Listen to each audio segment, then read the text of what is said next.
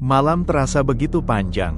Dalam keheningan tambang, hanya ada suara tetesan air dari dinding dan desahan napas mereka yang gelisah. Tania duduk di sudut, memegang kameranya erat-erat, sementara Rian bola-bali berjalan kecil untuk mengusir rasa takut. Gilang duduk bersandar di dinding dengan senter yang terus menyala, sementara Eka sibuk memeriksa peta. Sesekali terdengar desir angin yang entah datang dari mana, seperti berbisik pelan di antara batu dan kegelapan. Bau tanah basah dan karat memenuhi udara, menciptakan suasana yang semakin menekan. Ini nggak masuk akal, gumam Eka sambil mengamati peta dengan wajah serius. Apa yang nggak masuk akal? Tanya Rian, mencoba mencari sesuatu untuk mengalihkan pikirannya. Peta ini menunjukkan tambang ini berakhir sekitar 100 meter dari sini, jawab Eka, menunjuk sebuah titik di kertas. Tapi lorong yang tadi kita masuki seharusnya sudah buntu. Kenapa masih terus memanjang? Tanya Rian. Jadi, maksudmu, ada bagian tambang ini yang tidak tercatat? Tanya Tania, nada suaranya campuran antara penasaran dan takut. Sepertinya begitu, jawab Eka. Mungkin tambang ini lebih besar daripada yang kita pikirkan, tambahnya. Atau mungkin ada alasan kenapa bagian itu nggak dicatat, tambah Gilang, suaranya dingin dan berat. Semua terdiam, mencoba mencerna kata-kata Gilang. Ketegangan di antara mereka semakin terasa, seperti sesuatu yang tidak kasat mata tengah mengawasi dari kegelapan. Hei, kata Tania tiba-tiba, memecah keheningan. Aku penasaran, ukiran yang kalian temukan tadi. Apa menurut kalian itu benar-benar ditulis oleh penambang? Ujarnya bertanya-tanya. Kalau iya, kenapa mereka menulis itu? Tanya Rian. Mereka membunuh kami. Apa maksudnya? Tambahnya lagi. Gilang menghela napas. Mungkin ada sesuatu yang terjadi di sini. Sesuatu yang tidak pernah diketahui orang luar. Ujarnya berpendapat. Seandainya tempat ini bisa bicara, ya, gumam Tania sambil memandang langit-langit tambang yang gelap. Pagi datang dengan perlahan, membawa secercah cahaya yang samar-samar masuk ke dalam tambang. Kabut di luar belum sepenuhnya hilang, tetapi hujan telah reda. Udara masih dingin. Namun setidaknya mereka bisa bernapas sedikit lebih lega. Kita harus melanjutkan perjalanan keluar, kata Rian, mengemasi barang-barangnya. Aku nggak mau menghabiskan satu malam lagi di tempat ini, ujarnya lagi. Namun, Gilang tampak ragu. Ia memandang lorong gelap di depan mereka, tempat ia dan Eka menemukan ukiran itu. Kalau kalian mau keluar, silakan, katanya akhirnya. Tapi aku mau memeriksa lorong itu lebih jauh. Aku yakin ada sesuatu di sana, katanya. Serius? Gilang, seru Tania. Kau ingin masuk lebih dalam ke tempat menyeramkan ini? Dia kembali bertanya. Ada sesuatu yang tidak wajar di sini, jawab Gilang. Aku nggak bisa pergi begitu saja tanpa tahu apa itu. Tambahnya mengungkap alasan. Aku ikut, kata Eka tiba-tiba, menatap Gilang dengan mantap. Aku juga penasaran, dan ini bukan cuma soal rasa takut, tapi soal kebenaran. Ujarnya. Hei, tunggu, protes Rian. Kalian benar-benar mau mencari masalah. Kita harus keluar dari sini, bukan malah menggali lebih dalam. Ujar Rian gak terima.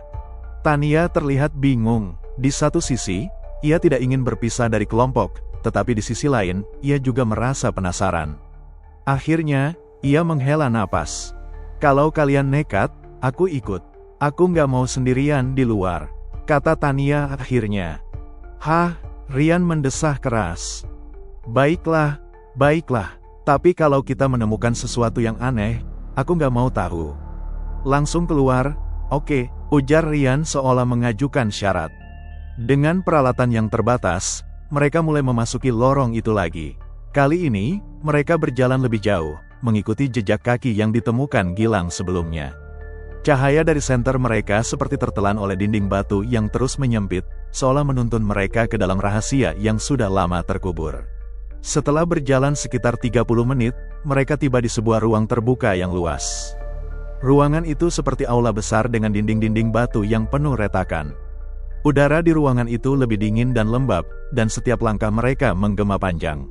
Lihat itu, bisik Eka, menunjuk ke sebuah tumpukan di sudut ruangan. Tumpukan itu, tengkorak manusia. Ada puluhan, mungkin lebih, yang berserakan di lantai. Helm tambang tua dan alat-alat yang sudah berkarat tergeletak di sekitarnya. Oh Tuhan, bisik Tania sambil menutup mulutnya. Tangannya gemetar saat memegang kamera, tetapi ia tidak bisa mengalihkan pandangan. Rian melangkah mundur, wajahnya pucat pasi. Ini gila. Apa yang sebenarnya terjadi di sini? Katanya pelan dan bergetar. Gilang mendekati tengkorak itu dengan hati-hati. Ia melihat lebih dekat pada salah satu helm tambang yang tergeletak di sana. Di bagian depannya, ada sebuah logo yang sudah memudar, tetapi masih bisa dikenali. Ini milik perusahaan tambang yang dulu beroperasi di sini, kata Gilang. Perusahaan itu tutup puluhan tahun lalu, tapi aku ingat pernah membaca bahwa ada kontroversi besar sebelum mereka menutup tambang ini. Ungkap Gilang. Kontroversi apa? Tanya Eka. Ada laporan tentang kecelakaan besar, jawab Gilang. Longsor di dalam tambang, yang katanya menewaskan semua pekerja. Tapi aku rasa itu bukan seluruh ceritanya. Tambahnya lagi. Apa maksudmu? Desak Tania. Gilang menunjuk pada ukiran lain di dinding ruangan itu. Kali ini, lebih besar dan lebih jelas. Jangan percaya mereka, kami dikorbankan. Drap, bunyi batu kecil jatuh dari langit-langit. Eka menelan ludah. Ini lebih dari sekadar kecelakaan, ya, ujarnya. Gilang mengangguk. Sepertinya begitu, mungkin perusahaan itu menyembunyikan sesuatu. Dan mungkin, mereka sengaja menutupi kebenaran dengan menutup tambang ini. Jawab Gilang berspekulasi. Tiba-tiba, suara seperti gerakan di kegelapan membuat mereka semua terdiam. Gemerisik halus seperti seseorang menggesekkan pakaian di dinding batu. Kalian dengar itu? Bisik Tania. Dengar, jawab Eka, memegang erat senternya. Nadanya serius. Dari mana asalnya? Tanya Rian dengan panik, matanya menyapu sekeliling. Mereka mengarahkan senter ke segala arah, tetapi tidak menemukan apa-apa.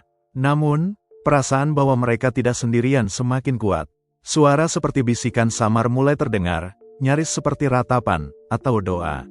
Kita harus pergi, kata Tania, suaranya gemetar. Namun, sebelum mereka bisa bergerak, sesuatu muncul dari kegelapan. Bukan manusia, tetapi suara langkah kaki yang berat dan gema suara berbisik yang terdengar jelas, meskipun tidak ada siapapun di sana. Duk, duk, duk, langkah kaki berat menghentak lantai batu. Diikuti oleh suara tidak jelas apa itu, seperti desisan dan rintihan yang menumpuk. Keluar sekarang, teriak Gilang. Mereka berlari sekuat tenaga, meninggalkan ruangan itu dan kembali menuju pintu masuk tambang. Nafas mereka memburu, kaki terpeleset beberapa kali, tapi rasa takut membuat mereka terus melaju. Namun, ketika mereka tiba di mulut tambang, mereka mendapati sesuatu yang lebih mengerikan, pintu masuk telah tertutup oleh longsoran tanah. Kita terjebak, bisik Rian, suaranya hampir tak terdengar. Mereka semua saling berpandangan, rasa takut memenuhi wajah mereka. Di belakang mereka, lorong tambang yang gelap tampak semakin mencekam.